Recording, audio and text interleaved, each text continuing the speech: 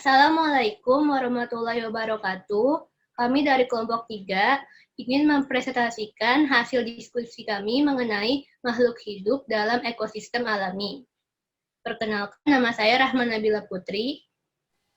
Nama saya Safira Dwi Aziza. Nama saya Syifa Hairunisa. Nama saya Dian Dewi Lestari. Nama saya Nurlaila Febriani Isat. Nama saya Eka Hairunisa.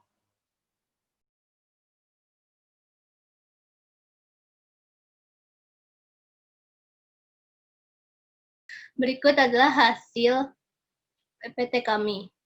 Pertama, populasi dan komunitas makhluk hidup. Pengertian populasi. Populasi adalah kumpulan individu sejenis yang terdapat di suatu tempat tertentu, yang memiliki kemungkinan untuk saling berinteraksi. Interaksi tersebut meliputi parasitisme, komensalisme, neutralisme, predator, dan sebagainya.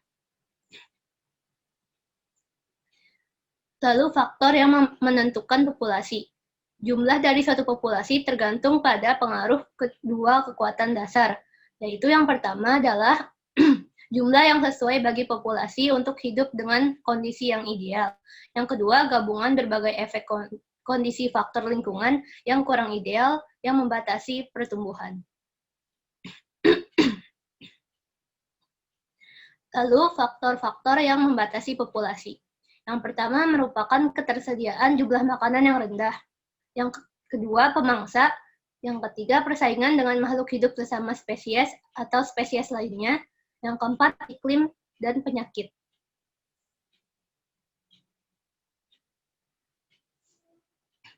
Faktor yang merubah populasi. Tingkat populasi dari spesies bisa banyak berubah sepanjang waktu. Kadangkala perubahan ini disebabkan oleh peristiwa-peristiwa alam, misalnya perubahan curah hujan dan munculnya penyakit-penyakit baru. Secara tajam dapat menurunkan populasi suatu spesies tanaman atau hewan. Sebagai contoh, peralatan berat dan mobil menghasilkan gas asam yang dilepas ke dalam atmosfer, yang bercampur dengan awan dan turun ke bumi sebagai hujan asam. Di beberapa wilayah yang menerima hujan asam, dalam jumlah besar populasi ikan menurun secara tajam.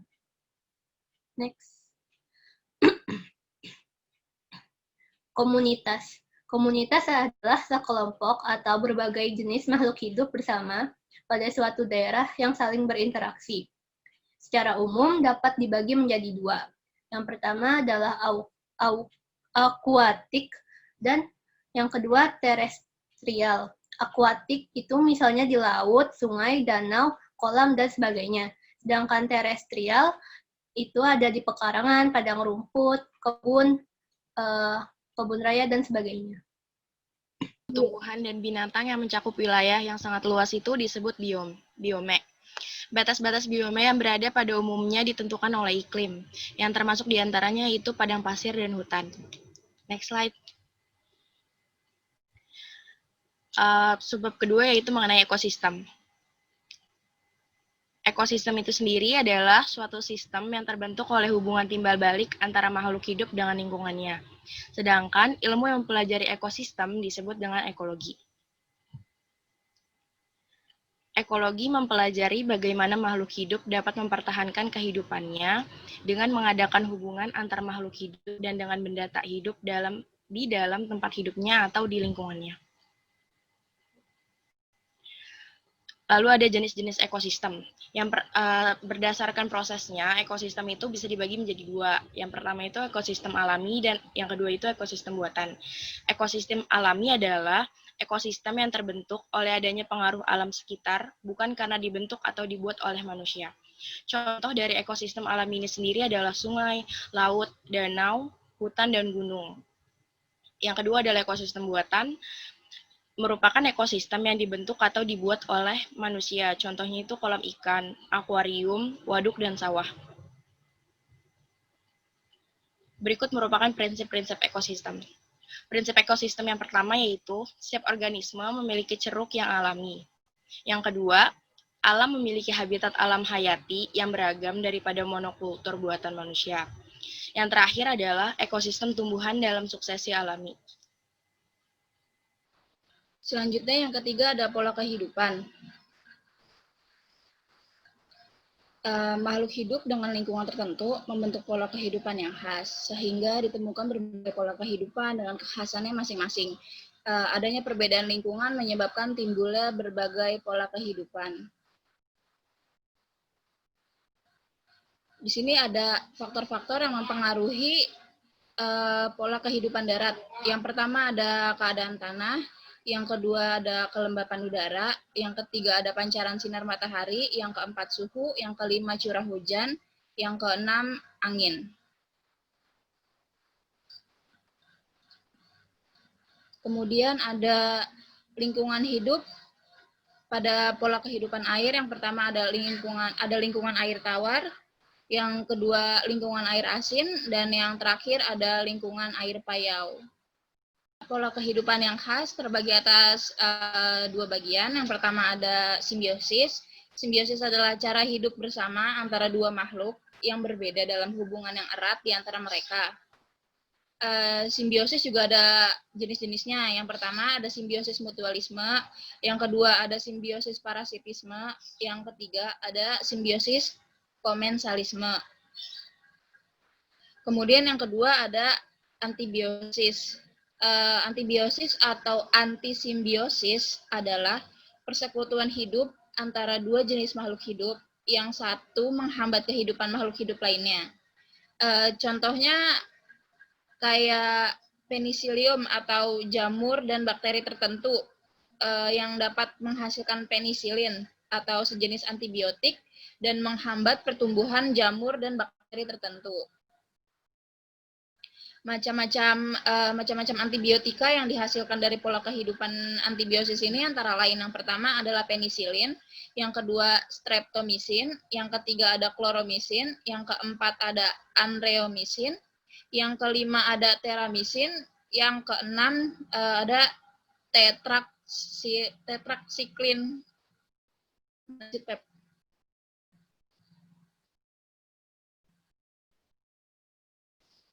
Kemudian di sini ada yang keempat ada aliran energi dan materi yang akan dijelaskan oleh Dian Dewi. Ya, seperti yang keempat adalah aliran energi dan materi ekosistem alami. Aliran energi dalam ekosistem adalah proses berpindahnya energi dari suatu tingkat tropik ke tingkat tropik berikutnya yang dapat digambarkan dengan rantai makanan atau dengan piramida biomasa. Di slide berikutnya, kita dapat melihat ada piramida biomasa. Dimulai dari tingkatan pertama yaitu produsen. Produsen ini biasanya merupakan tumbuhan dan tanaman-tanaman hijau. Kemudian naik satu tingkat terdapat konsumen pertama yaitu hewan-hewan herbivora yang memakan tumbuhan. Kemudian setelahnya ada konsumen kedua yaitu hewan yang memakan hewan herbivora. Kemudian di konsumen puncak terdapat karnivora yang memakan hewan karnivora lainnya. Meskipun ada di posisi puncak, konsumen tingkat 3 ini nantinya akan diuraikan oleh bakteri-bakteri yang akan menguraikan zat-zatnya kembali lagi ke tanah untuk diserap proteinnya. Selanjutnya adalah siklus materi. Siklus materi ada tanah, air, serta udara masuk ke produsen dan konsumen, kemudian oleh pengurai dikembalikan lagi ke dalam air, tanah maupun udara dalam bentuk mineral-mineral gas yang diambil lagi oleh produsen.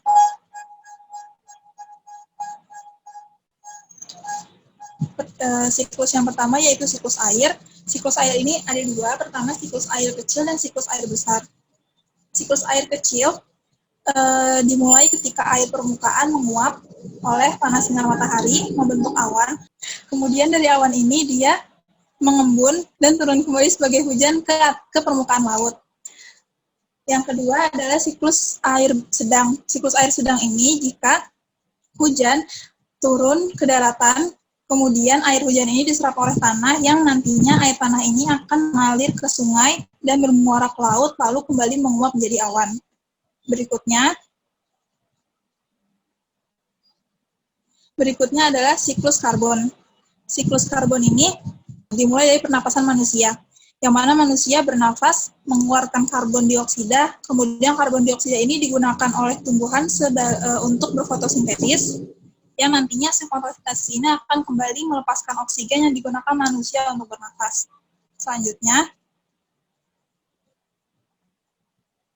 Selanjutnya adalah siklus nitrogen yang dihasilkan oleh protein dari makhluk hidup yang telah mati, kemudian diuraikan oleh bakteri pengurai.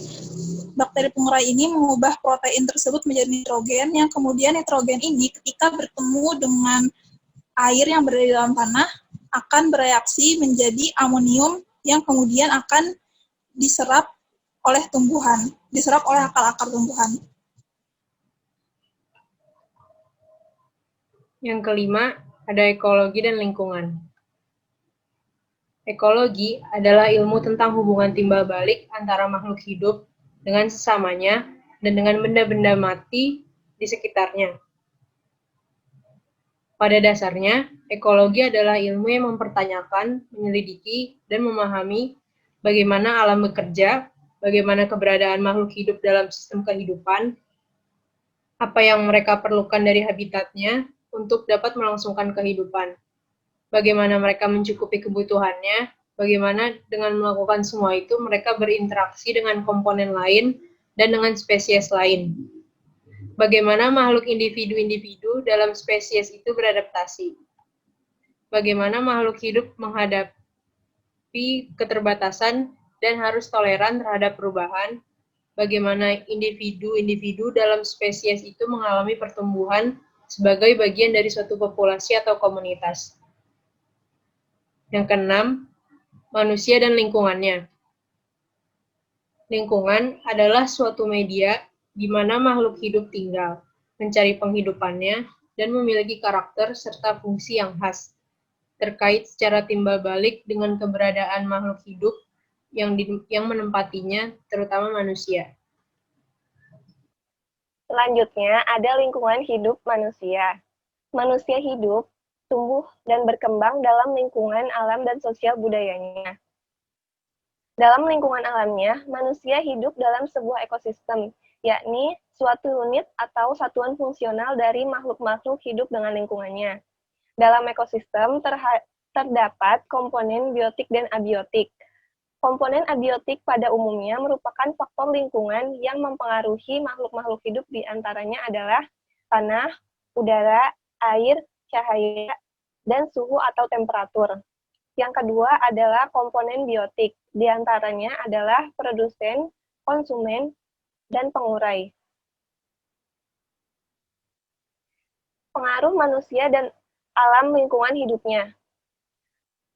Berpengaruh bagi manusia karena manusia mendapatkan keuntungan dari perubahan tersebut, dan berpengaruh tidak baik karena manusia mengurangi kemampuan alam lingkungan hidupnya untuk menyokong kehidupannya.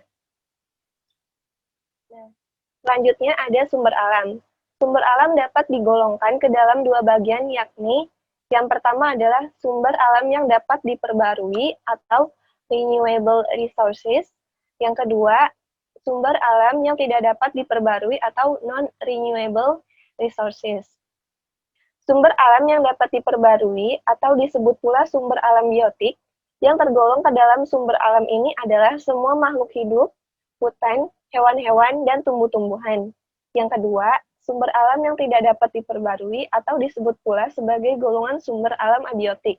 Yang tergolong ke dalam sumber alam abiotik adalah tanah, air, bahan-bahan galian, dan bahan-bahan tambang lainnya. Penggunaan sumber-sumber alam. Yang pertama, pertanian dan tanah.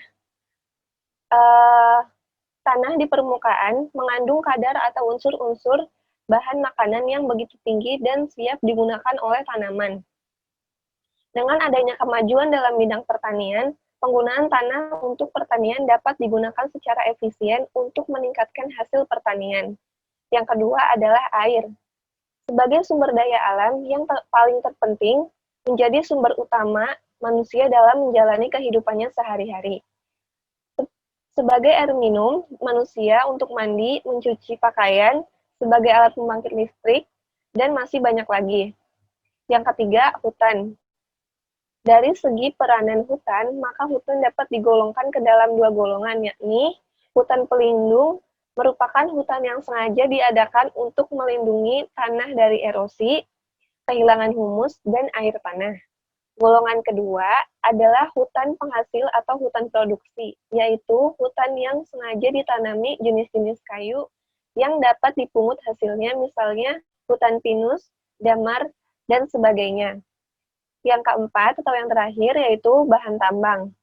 Begitu banyak mineral dan bahan tambang lainnya yang dapat digali dan ditemui serta dimanfaatkan secara seimbang dalam kehidupan manusia. Permasalahan-permasalahan yang dapat timbul adalah masalah erosi dan banjir. Yang kedua yaitu pencemaran lingkungan, antara lain pencemaran tanah, pencemaran air, pencemaran suara.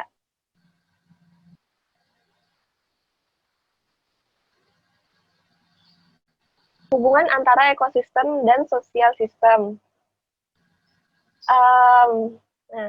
Ketika sistem sosial dan ekologi sangat saling berhubungan, akan membuat suatu sistem sosial ekologi yang kompleks, bersifat adaptif, dan terdiri dari beberapa subsistem yang juga menyatu dengan beberapa sistem yang lebih besar.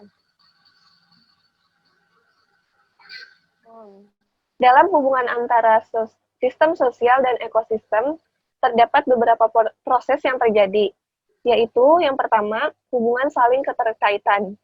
Hubungan saling keterkaitan ini mempunyai unsur-unsur yang terkandung, baik dalam sistem sosial maupun dalam sistem saling berinteraksi satu sama lain.